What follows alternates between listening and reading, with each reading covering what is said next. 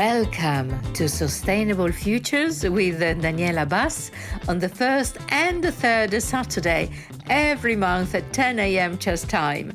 Join me for in-depth conversations, exclusive interviews and strategic insights with industry leaders, policymakers and innovators shaping our future.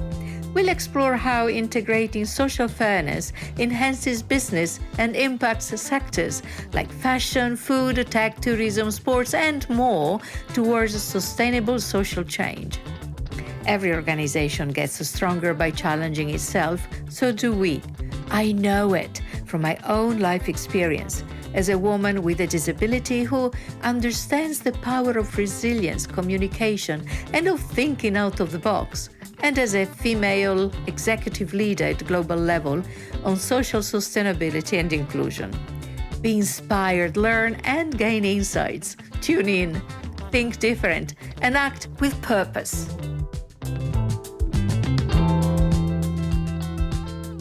Hello, good morning, good afternoon, good evening, in whichever part of the world you are. I'm so happy to have as a guest today Eleonora Pieroni, a multifaceted woman. She is a model, an actress, a businesswoman, a philanthropist, a mother, a wife, and she's also living between Italy and the United States. Hello, Eleonora. Hello, Daniela. Thank you for having me. I know you're beautiful. We are white. We're white, right? Yes. You know, Eleonora, I was wondering, how do you manage to balance all these diverse responsibilities? And I mean, do you ever feel that one aspect of your life maybe disrupts or undermines others?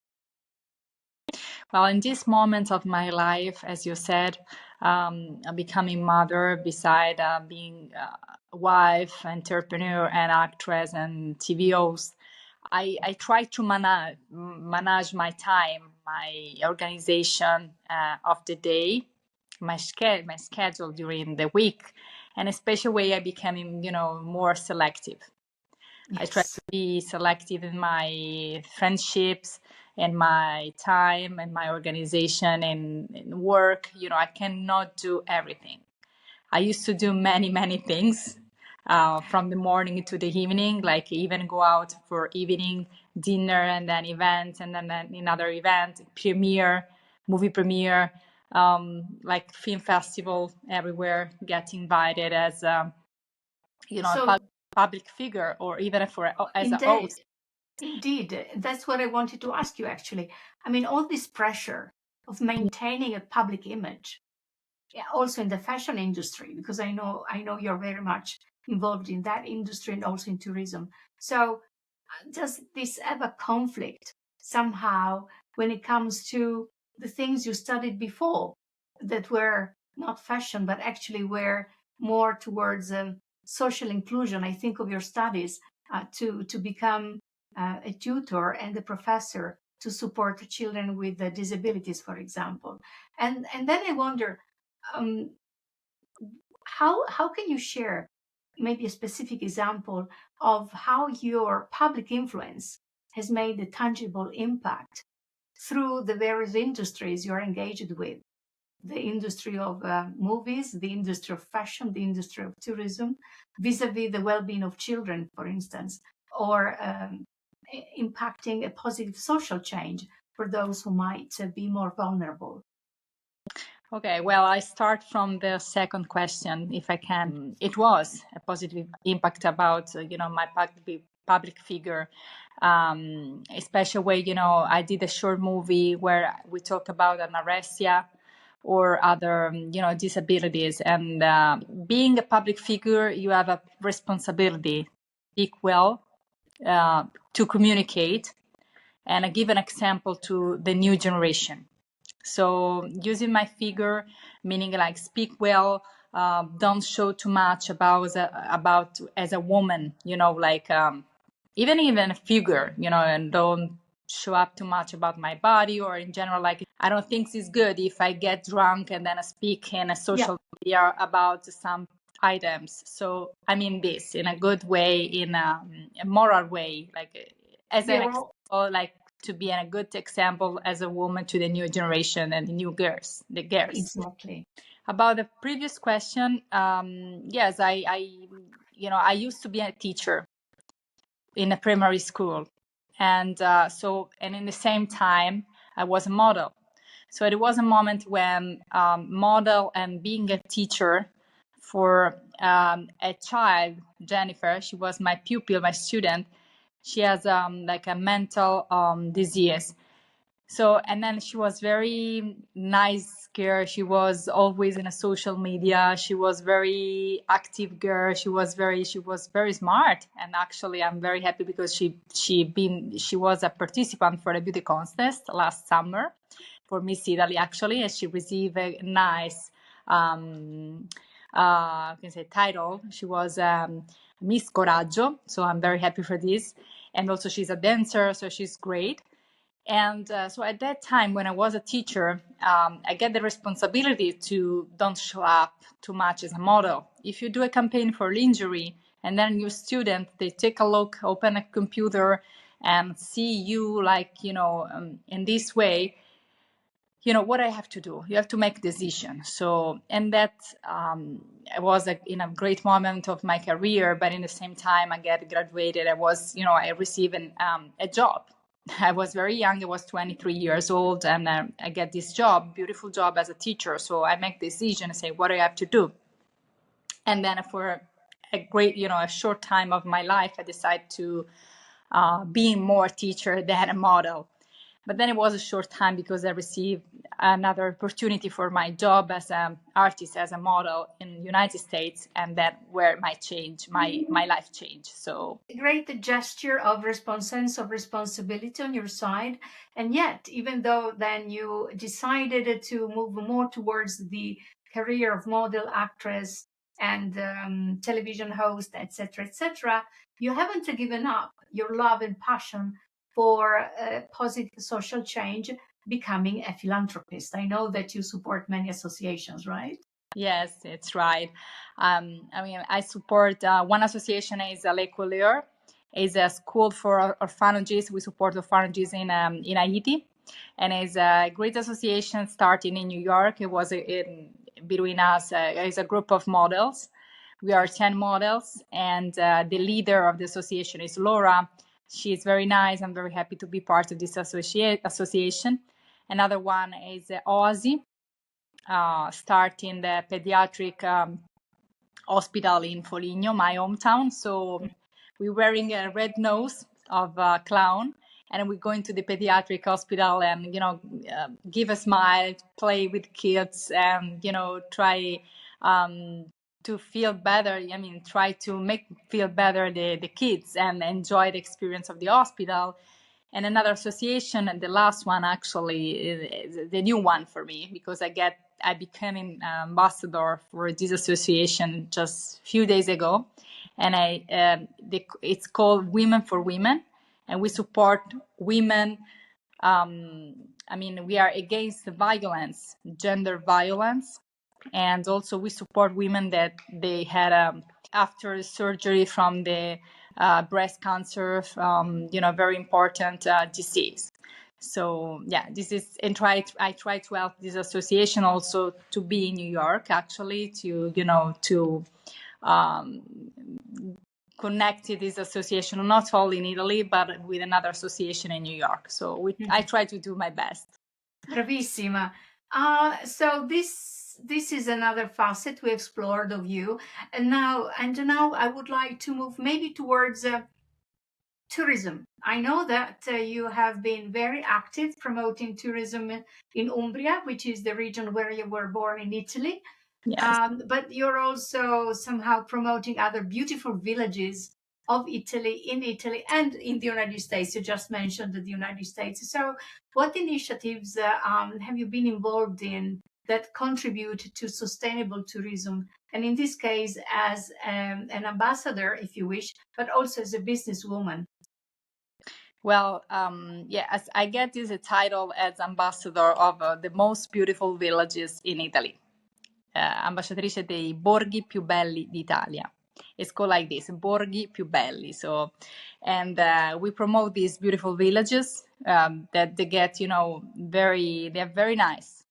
But from long time, people, they don't live there anymore because they prefer, as you know, going to New York, to the big city, to Rome, Milan. So they lost these villages. But now they're becoming very trendy, not only because beautiful, but also because people discover a nice lifestyle. So more calm, quiet. So they decide to escape living in the big city, especially after the pandemic, the COVID pandemic. People discover to enjoy the villages. And this is I really think that is a big changement and a big, it's a great moment of the new generation and new society, living in the small villages, also because in Italy there are like more than 200 villages around Italy everywhere, every regions. And from the north to south of Italy, they are really, really, really beautiful. And also another thing is Turismo delle Radici, so the heritage, the tourism of heritage, where I'm promoting since a long, long time, even from the 2017, when nobody talking about the tourism of heritage. And I started with the big event in New York with the Joseph Quintana, the historical equestrian tournament, the equestrian palio from my hometown. So I promoted with the Joseph Quintana in New York during the Columbus Day parade, on the Fifth Avenue. I promote, my land, my roots, my culture, the made in Italy of my city, of my town, and in Umbria.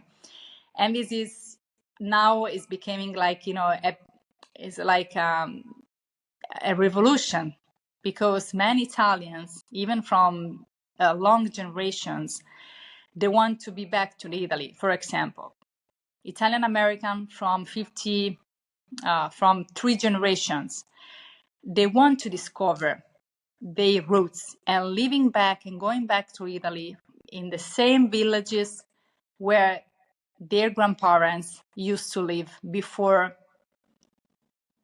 getting the United States. Before. Do you remember the former mayor of New York, de Blasio? He did the same. And I do, when I was living in New York, I met so many, as you said, Italians. I mean, they call themselves Italians, even though they're still 3rd or 4th generation. And many of them actually would like and are looking to have also the double passport, the Italian passport. Yes. So this is your way of supporting tourism in a sustainable manner by promoting it and promoting these small, beautiful villages that otherwise, the destiny would be to die. But you want to sustain them by promoting their existence. If you go in the United States, as I said, and many Italian Americans, and not only, they close eyes and dreaming and say, oh, I want to live I want to be back. You know what? I don't go there since 20 years. Only my grandparents was there, but I think I can, I'm missing my Italy. So I really think that it's a big dream, and I really believe in this revolution, changement. And I'm going to cross fingers for that dream to become a reality. Let's move now to something else. Fashion. This is another industry you're very much engaged with because you started as a model, because your family life also somehow encourages you to keep working in that area. And so as a model, they're featured in high profile magazines and also advertising campaigns. How do you think the fashion industry can better promote inclusion and diversity? I think of youth, I think of women and girls specifically, but also boys. I think of persons with disabilities. I think of people whose shape is not necessarily a small size, but could be an oversized, and yet they want to feel beautiful and they have the right to feel beautiful. So how do you see the fashion industry as a means, as a tool to promote inclusion? Well, I think that it will be, I mean, actually diversity is a part of normality, is us. Everybody is different, you know, from the blonde color to the brown color to different legs to how to walk in a different way. So everybody is different. So and I think so the fashion can start, you know, I'm in the fashion industry, as you know, because we have a fashion house with my husband that has the name of my husband. And but then from the campaign you communicate. So marketing is the soul of commercial. Marketing communication is the soul of commercial. So if you communicate, you do marketing, you do publicity with, you know, group of different women. For example, I have this idea, you know, a postcard. I don't know if you ever see this postcard when during the Woman Day, Happy Women's Day, like March 8th. So every different woman, tall and skinny, or a little bit fat, or with a wheelchair, another with a, you know, every different woman in the same costume of a Wonder Woman. Yeah. You know, so because everybody, we are Wonder Woman, and even if we are different, of course we're different, we're born different. So, and I think so we should start with this advertising every different woman, you know, in a different way, as a different personality. And actually, I can say this: I used to model also for Valentino and many other brands, and Cervino, Cavalli, Ferragamo, and many others. And I saw this show, beautiful fashion show, at the Spanish Steps 2 years ago in Italy, last summer, not last summer, but 2 summers ago. And it was really beautiful because Valentino brought on a runway different people, like from transgenders, disability, a woman with a wheelchair, another was, you know, totally different. Everybody The was humanity. It was beautiful, yes. Yeah. And it was really fascinating about that show, and it was very emotional, I can say this. Now, our journey towards tomorrow passes through the past, our past. So here I have 3 questions, and these are 3 questions I ask them to each of my guests, okay? The questions might be slightly different, but one concerns the past. So, once upon a time, reflecting on the past, have you ever come across top brands, and you just mentioned a few actually, that prioritized sustainable fashion by using eco-friendly fabrics or focusing on social sustainability or second-hand clothes or vintage? I think so, like elegant, classy, and the idea, like, you know, very like a storytelling. I think so, like this. Speaking about, you know, the idea of the past of fashion is this, like classic storytelling, vintage things. Really, I like this. Okay, so that's it's a nice idea of think of fashion and storytelling. It's a very nice thing. Actually, we could write one together, and then you can read it to Michael York, your lovely child. Yeah. So let's move to the present. Now, as you know, as a wheelchair user, I often need custom-made clothes because brands often overlook essential details that make clothing practical and beautiful to look at. So, as a model featured in top magazines and campaigns, how do you think the fashion industry can better promote inclusion and diversity? You already gave some examples, but how can we improve that from your perspective today in the present time? When you go to the store, you go inside to the store, you can see a selection. You can see, I think so. You, for example, if you go in a boutique, in atelier, you can see, you know, even in your in a screen, you can have a screen, like a video screen in the store, and then you can match and say, oh, will I try this? And, you know, you put a button and you see, like, in a virtual way, I can say, virtual way. Yeah. To use And artificial it, intelligence to yeah, tailor, using artificial intelligence to tailor Yes. something that is already made in terms of a standard design, but then can be adapted to the needs of each person. This is Yeah. a very interesting Also idea. with the, with a seller, you can use an iPad and you can see what you can choose even for, and actually we do this for our clients, like a custom made, when we do tailor made or we do a jacket, a suits, we try to, say you can match these pants with this jacket, with this shirt, and then we do this every day. But for you, for example, and then you don't want to try your pants to stay there, we can show you a video part on a screen with our seller, and then you can see different kinds of models, jackets, and different materials, different colors. Yes, you can, like in a virtual way. I think so. This can be a great solution. Yes, and particularly if when the technicians, the specialists design the algorithm in such a way that it is also usable by people who cannot see, because the things are described, that's going to be really, really inclusive. And I like the idea of using artificial intelligence also in Yes. that regard. By the way, Yes. we haven't described ourselves. This is what I usually do at the beginning for those who cannot see us. So we mentioned at the very beginning that we're both wearing white clothes, true?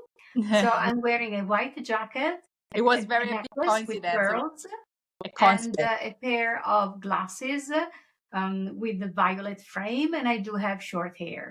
Can you describe yourself, Eleonora? Well, beside physically description, like oh, let's start from physical description. Sure. So like I have a green brown hair, eyes, and my hair are brown and like a short on the shoulder. Actually, I cut my hair like a few days ago. It was very long under, on my back, but now are on the, in the same level of the shoulder, pretty much. Yeah. Longer on the shoulder, in the breast line, and big eyes, round. May I say beautiful woman? Oh, So thank also you. our friends who might have some visual impairments can perceive and have a feel of how we look like. Thank you so much for the description. I would like to move to the future now. Okay, so from the past to the present, now we move to the future. And I like that. Recently, we know that you enjoyed the beauty of becoming a mother, the mama of Michael York. And so now imagine if you were 20 in the year 2071. What kind of future would you hope to see unfold? And what specific contributions or actions do you think you can make as a mother, as a wife, as a model, as a philanthropist, as a businesswoman? You choose. What should we prioritize in the present, Eleonora, to bring that vision that you're going to share to life in sustainable futures, also for the generations you come that you mentioned earlier on? So how do you see yourself if we are 20 in the year 2071? What would you like to see? So what do we need to do now in the present for the future generations to see what you're going to share now? We really need right now for the future, and not only as a mother, but as a woman that I'm seeing and watching TV and listen news, reading a news, and everything. We really need. It's a need. A peace education, love education, and it's really a need, because if we educate children right now, the new generation, in a school and everywhere, we don't need to go to the school to give education. We have to give education everywhere and in any time. If you see a children in a church, for example, or even my baby at home, so it's really, it's a newborn, so we need to educate the baby and children in a peace way. It's really important. But accepting of diversities, because we're all different, as you said earlier on. Yes. And we get accustomed to that from the very early stages of our age. We grew up without seeing differences, right? But we Yes, appreciate related to the diversity, sustainability. I think so. As a word, sustainability is should be normality. Should be like a normal topic where we can see or read everywhere. Like, it's like you sustain yourself, you sustain the other one, and this is about fraternity, freedom, égalité, liberté, fraternité in French. The same. It's like sustain yourself, sustain the other one. So, and this is the concept of peace, as a concept of like the human rights, is a concept like living in a right world. Human rights, like simple. I think so. The human being really lost the concept in a special way, and in the last years, even before the pandemic. After pandemic, we discovered something like supporting each other, sustainability better. But sustainability also is from the owner of the fabrics, from the capitalism. So if you put in your fabrics, you put in damaged materials, then these damaged materials, they go into the climate change, they go into the in the pollution and in the oxygen that we breathe every day. So there is no sustainability, because there is no the human sense of the owner of the fabric. So if you have an owner, you need to think about also the future in this way and respect the other, and being sustainability with your fabrics, with your job, for the humanity, for the society, and for the future. And also as a teacher, as a woman, as a mother, and as a human, just as a woman, just as a human being. As a human being, I try to educate this item to children, to my family, to my nephew, to my niece. I try to extend this. It starts from respecting the dignity of people, right? Yes, that's exactly. And the dignity and of the planet. That The is our dignity, Mother Earth. bravissima. Yes, the dignity. Exactly. All right. Also, as I told you many times, if you walk on the street, this is another example. You go into the street, and then there is like in Rome, for example, the street, and then you see it's very damaged in Rome, or it's dirty. So this is a sustainability. You should take care of the streets. You should take care of the town, the city, and give a permission, the accessibility to the woman or to people on the wheelchair to walk on the street. And this is another common sense, to respect the other. So this is what we are you're aiming at the age of 20 in the year 2071, to see all of these things applied without having to talk about them any longer. Right? Yeah.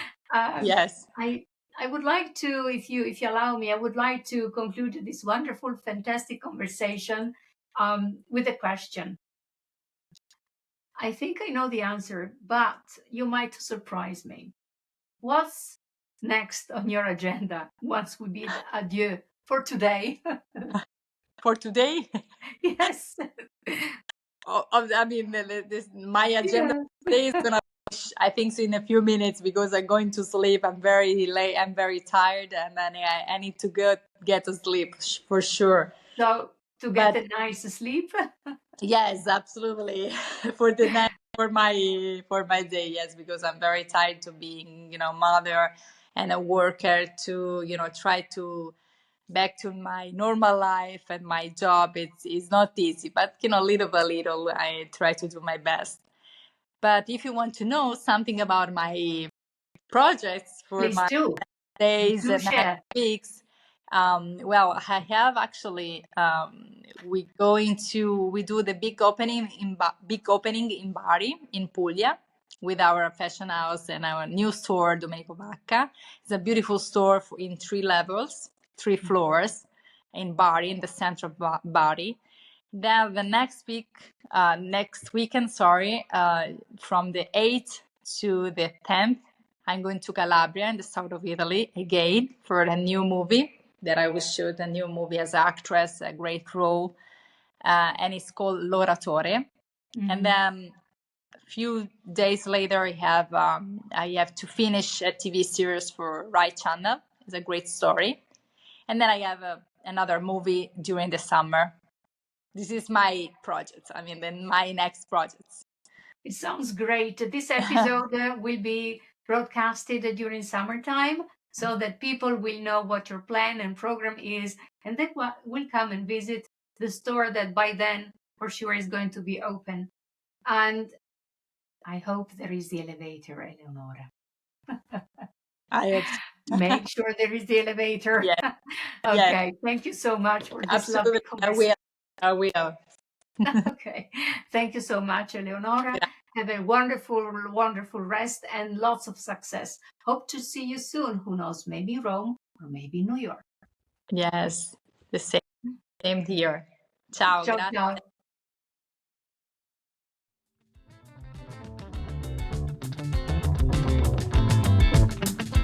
As I wrap up this episode, my heartfelt gratitude to today's guest and to all of you.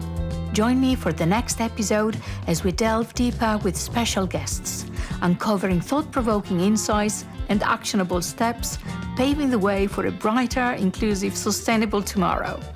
Thanks also to Damian Morton, music, and Maria Cortez Gagliano, social media. Don't miss out next episode on shaping the future we aspire to. Ciao, ciao!